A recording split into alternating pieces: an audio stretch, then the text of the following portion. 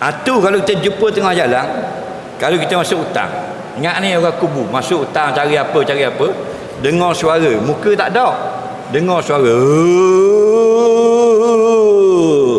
kata ke mana? Allahu Akbar, Allahu Akbar, Allahu Akbar, Allahu Akbar. Dia lagi, insya-Allah ada dalam hadis. Muka tak nampak, suara. Faham lagi?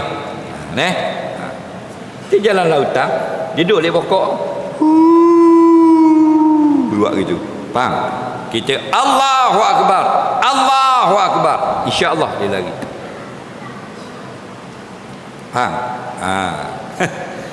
Kalau tubik muka, depan. Mata besar talang mata. Telinga macam kuda telinga. Faham lagi? Pelik-pelik tu, dia tak ada muka macam Siti Nurhalizah. Faham? Iblis.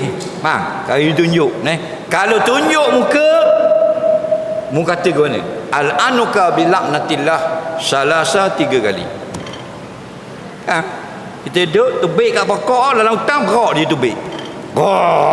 Tubik. Marahnya ada bulu muka-muka. Faham?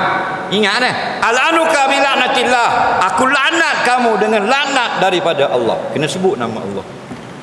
Ingat tak? Kata kau ni. Al-anuka bilaknatillah, kena ingat. Bukan kita nak jumpa dengan dia. Kalau dengar suara kata Allahu Akbar. Okey? Kan lagi dah ingat. Nampak berak tu beg depan. Atu tu lo kata al-anuka. Bang bodoh saja kita. Kita pula kena laknat balik. Lembu ngamuk pergi kat telinga dia, Allahu Akbar, Rabbil Arsyil Azim, kata gitu. Faham? Lembu ngamuk pegang kat telinga dia tu, kata nampak Allahu Akbar, Rabbil Arsyil Azim. Allah yang maha besar, Tuhan yang memiliki arah yang sangat besar. Nampak? Itu cara dia. Baru dia dengar nama Allah, dia takut.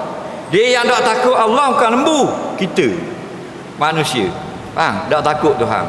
Siap bawa alat ngai dalam tong buat masjid. Faham? Bahang piti terima masjid. Ngai dengan tali, ngai dengan benang, berbogang macam-macam. Tu jahat pada syaitan. Syaitan takut sebut Allah. Faham? Dia siap mari curi masjid. Kenapa?